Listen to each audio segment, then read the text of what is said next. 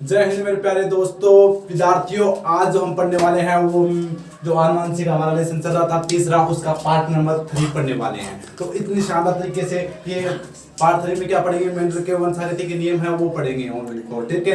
यानी part first और 2 में लगभग लेसन वो कंप्लीट हो चुका है। अब बस 3 नियम बचे मेंडल के, वो तीनों नियम बस इस क्लास में आपको कंप्लीट करा दूंगा एकदम शानदार तरीके से। तो भी वीडियो को क्लास को अंत तक देखना है आपको, ठीक है। तो भैया पहला नियम मेंडल ने प्रभाविता का नियम दिया था।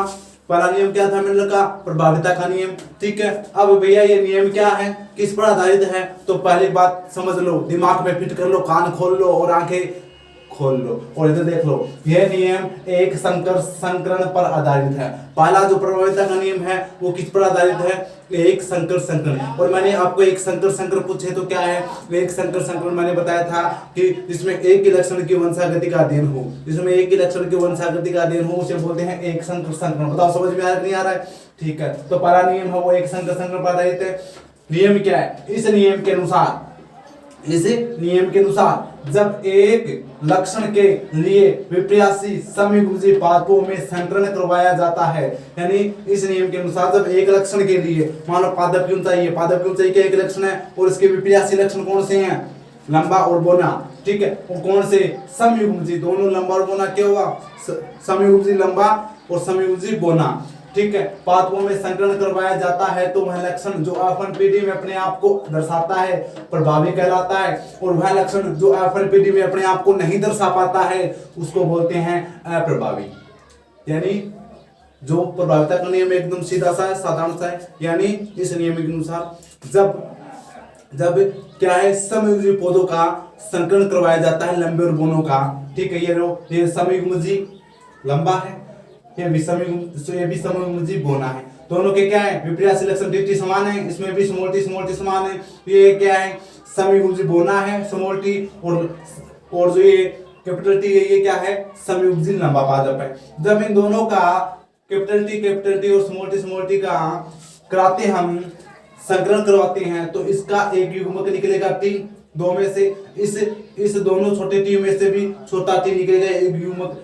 अब ये दोनों क्या करेंगे? युग्मक मिल जाएंगे, ठीक है। तो क्या बन जाएगा? कैपिटल टी, एक कैपिटल टी आ जाएगा, एक इधर से स्मॉल टी आ जाएगा। तो ये बढ़ गया हमारी F1PD। और ये क्या थे? कैपिटल टी स्मॉल टी क्या थे? जनक पीडी में संकरण हुआ, युग्मक निकला, इधर से कैपिटल टी निकला, इधर से स्मॉल टी निकला, दोनों युग्मक मिल गए तो बन गया कैपिटल टी और स्मॉल टी F1PD बन गई। यानी जनकों से संतति बन गई कैपिटल टी और स्मॉल टी वाली, ठीक है। अब भैया कैपिटल टी को मैंने बताया था आपको पहले पार्ट में विपर्यासी लक्षण लिखाए थे मैंने मेंडल के, तो उसमें कैपिटल टी क्या था? प्रभावी लक्षण था। स्मॉल टी क्या था? अप्रभावी लक्षण। तो भैया सीधी सी बात यही है कि विपर्यासी समयुग्मजी पादपों में संकरण करवाया जाता है तो वह लक्षण जो F1PD में अपने आप को दर्शाता है, तो F1PD में कौन सा लक्षण दर्शाएगा? बोना दर्शाएगा कि लंबा दर्शाएगा? कैपिटल टी है लंबा, स्मॉल टी है बोना, तो भैया कैपिटल टी है वो अपने आप को दर्शाएगा क्योंकि ये प्रभावी है। तो भैया प्रभावी दर्शाएगा तो कैपिटल टी प्रभावी, तो प्रभावी लक्षण दर्शाएगा। जबकि बोना है वो अपना लक्षण नहीं दर्शा पाता है स्मॉल टी, तो वो क्या हो जाता है? उसको बोलेंगे अप्रभावी स्मॉल टी को। और कैपिटल टी को क्या बोलेंगे? अरे कैपिटल टी ने बोलेंगे प्रभावी। बताओ इतनी बात समझ में आई कि नहीं? ठीक है। उदाहरण जैसे समयुग्मजी लंबे पादप टीटी तथा समयुग्मजी बोने पादप स्मॉल टी पौधे से संकरण करवाया जाता है तो F1PD में सभी पौधे 100% लंबे प्राप्त होते हैं, ठीक है। क्योंकि इस कैपिटल टी क्या प्रभावी है तो सभी पौधे क्या होंगे? लंबे होंगे, क्योंकि कैपिटल टी क्या लंबा पौधा है, प्रभावी है तो लंबे पौधे होंगे 100%, ठीक है। तो यही नियम था प्रभाविता का नियम। स्क्रीनशॉट ले लो एक तरफ से और शानदार तरीके से मैंने ये सारे नोट्स है ना आपके लिए एक लाइन है मोस्ट इंपोर्टेंट लिखाई है वो लिख लेना, ठीक है। देख लिया? आ गया बात समझ में? अब आते हैं हम दूसरा नियम, कौन सा? पृथक्करण का या विसंयोजन का नियम, ठीक है। भैया पृथक्करण का नियम भी, यह नियम भी एक संकरण पर आधारित है। यानी ये आपको पृथक्करण का नियम दिख रहा है, ये नियम भी किस पर आधारित है? एक संकरण पर आधारित है। किस पर आधारित है? एक संकरण पर आधारित है। जैसे प्रभाविता का नियम भी एक संकरण पर, यानी एक ही लक्षणों का इसमें अध्ययन किया जाता है, चाहे वो पादप की ऊंचाई हो, ठीक है, चाहे पुष्प का रंग हो, चाहे फल की आकृति हो, ठीक है। अब इस पृथक्करण विच्छेदन का नियम देख लो क्या है इसके बारे में। इस नियम के अनुसार, इस नियम के अनुसार, ठीक है भाई, इस नियम के अनुसार हो गया, ठीक है। अपन पीडी में जो ये हमें प्राप्त हुआ ना कैपिटल टी स्मॉल टी, इधर से अपन पीडी के संकर बोल दो या विषम युग्मजी से, विषम युग्मजी है ना, सम युग्मजी तो ये हो गए समान है दोनों विपर्यासी लक्षण, लेकिन इसके क्या दोनों विपर्यासी लक्षण क्या है, समान नहीं है ना, एक कैपिटल टी एक स्मॉल टी है, तो इसको विषम युग्मजी बोलेंगे। विषम युग्मजी से युग्मक बढ़ते समय, अब इनका हम इनसे ही संकरण कराएंगे, स्वपरागण कराएंगे तो युग्मक बनेंगे।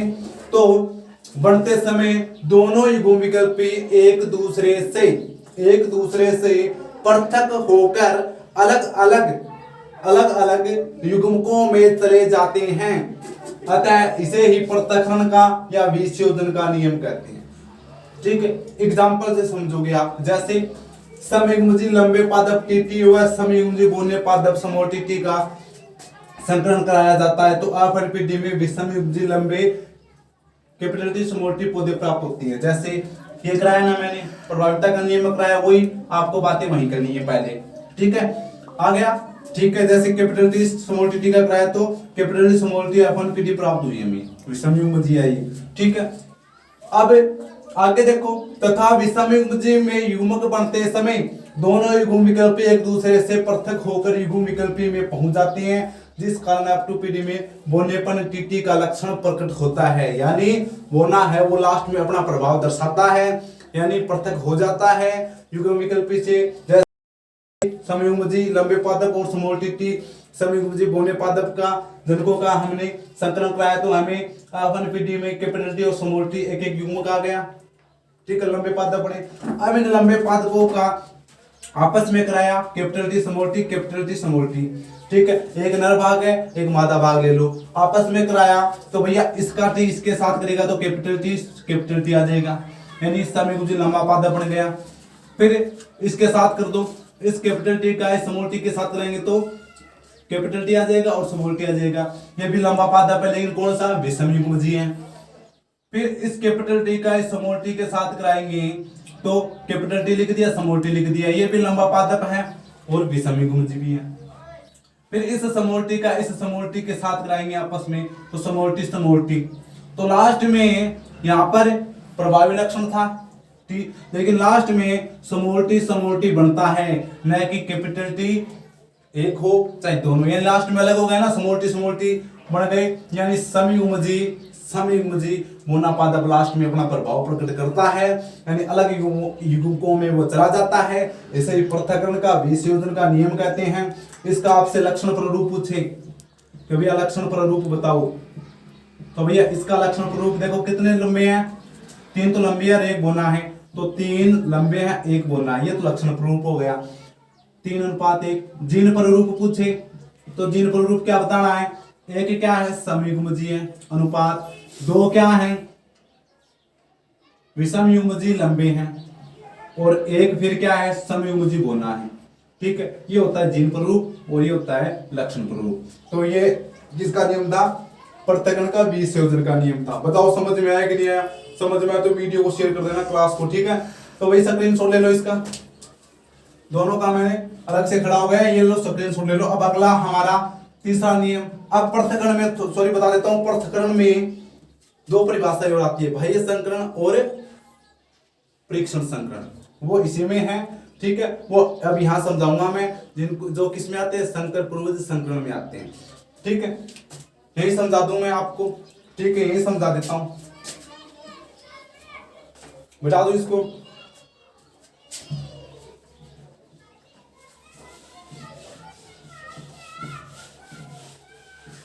अब देखो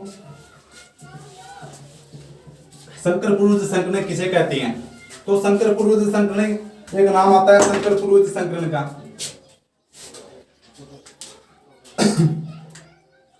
संकर पूर्वज संकरण, तो संकर पूर्वज संकरण ये नाम आता है। तो संकर पूर्वज संकरण में कुछ नहीं करना आपको कि भैया जो हमें आपन पीढ़ी प्राप्त हुई थी प्रभाविता के नियम में और पृथक्करण के नियम में फर्स्ट में, ठीक, उसके साथ हम जो कैपिटल टी टी समयुग्मी लंबे पादप या समयुग्मी बोने पादप, यानी जो अपन पीढ़ी है उसका संकरण वापस उनके जनकों से कराते हैं, चाहे वो लंबा पादप समयुग्मी हो चाहे बोना पादप समयुग्मी हो, तो कराते हैं संकरण। तो इसे क्या बोलते हैं हम? संकर पूर्वज संकरण कहते हैं। क्या कहते हैं? संकर पूर्वज संकरण कहते हैं। अब संकर पूर्वज संकरण है वो कितने प्रकार का होता है?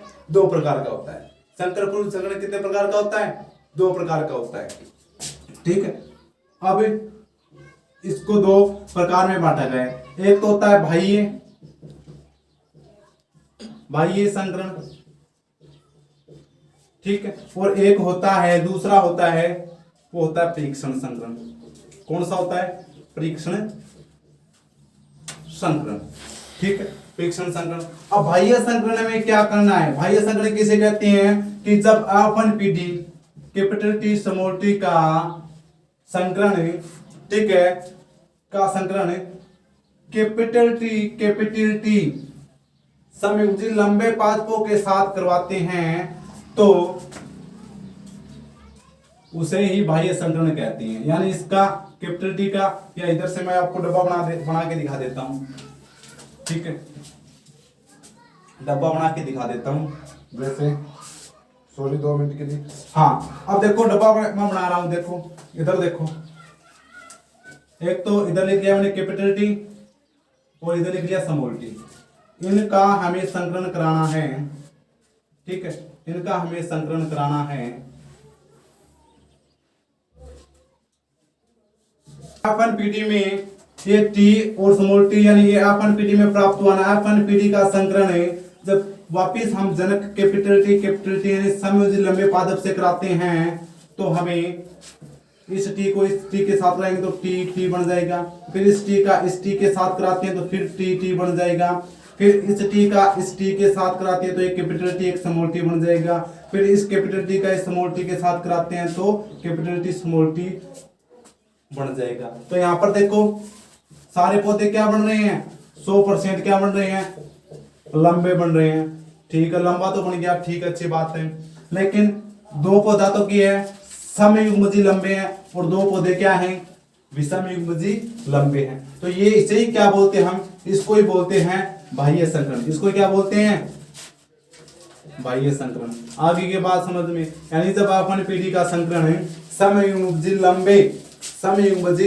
लंबे पौधों के साथ कराते हैं, जब अपन पीढ़ी का संकरण समयुग्मी लंबे पौधों के साथ कराते हैं तो उसे बोलते हैं हम बाह्य संकरण।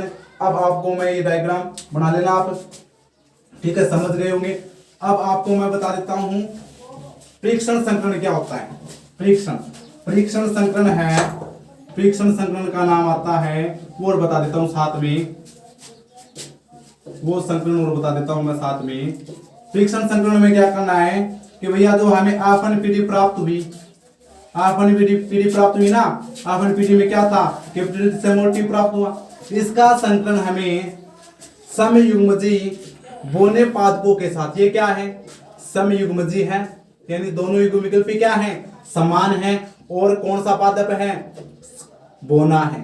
ठीक है, यानी अपन पीढ़ी का संकलन समयुग्मी बोने पादपों के साथ कराते हैं। जैसे मैंने डब्बा बनाया, इधर से फिर से कैपिटल टी स्मॉल टी आ गया अपन पीढ़ी, इसका संकलन हमें कराना है, इनका संकलन कराना है हमें, इनका संकलन कराना है स्मॉल टी से।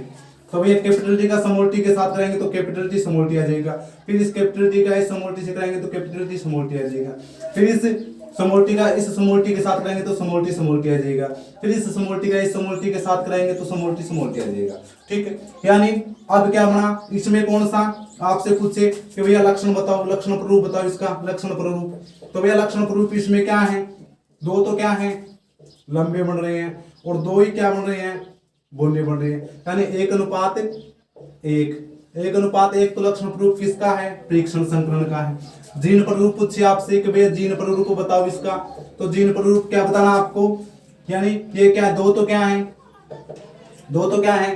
विषमयुग्मी लंबे और 2 क्या है? 2 क्या है? समयुग्मजी लंबे। ठीक है, दो तो है विषमयुग्मजी लंबे और दो ही क्या है समयुग्मजी बोने हैं। सॉरी समयुग्मजी ये बोने हैं, दोनों क्या है समान है, समयुग्मजी है और बोने हैं। ये दोनों क्या है विषमयुग्मजी है, लेकिन प्रभावी टी कैपिटल टी होता है तो प्रभावी होता है, तो यानी लंबे हैं। तो दो दो इनका जीन रूप भी क्या आता है 1:1 आता है। ठीक है, तो ये था फ्रिक्शन संकरण। फ्रिक्शन संकरण में हमें समोल्टी से आपन पीटी का संकरण कराना है और बाह्य संकरण में हमें आपन पीटी के साथ किसका कैपिटल टी का संकरण कराना है। बस इतनी बात है। और संकरण आप क्या करना क्या संकरण में आपन पीटी का एक टी ऊपर लिख लो, समोल्टी इधर लिख लो और ऊपर जिसके साथ कराना है उनको लिख लो और आपस में इनको जोड़ते जाओ। ये आपका जो प्रोडक्ट है वो बनता जाएगा। ठीक है, संतति बढ़ती जाएगी इनका। फिर आप लक्षण रूप जीन रूप देख लो कि लंबा कौन सा है बोना कौन सा है। फिर लक्षण रूप में लंबा बोना जाएगा, जीन रूप में शुद्ध है अशुद्ध है समयुग्मजी है जो विषमयुग्मजी है। बस ये लिखना है, एकदम आसान है। अब लास्ट नियम है वो बच गया। लास्ट नियम है वो वंशागति का अपव्यवहन स्वतंत्र अपव्यवहन का नियम, वो और देख लेते हैं। तो भैया मैं इनको रब कर रहा हूँ। ठीक है, स्क्रीनशॉट ले लो इनका सबका।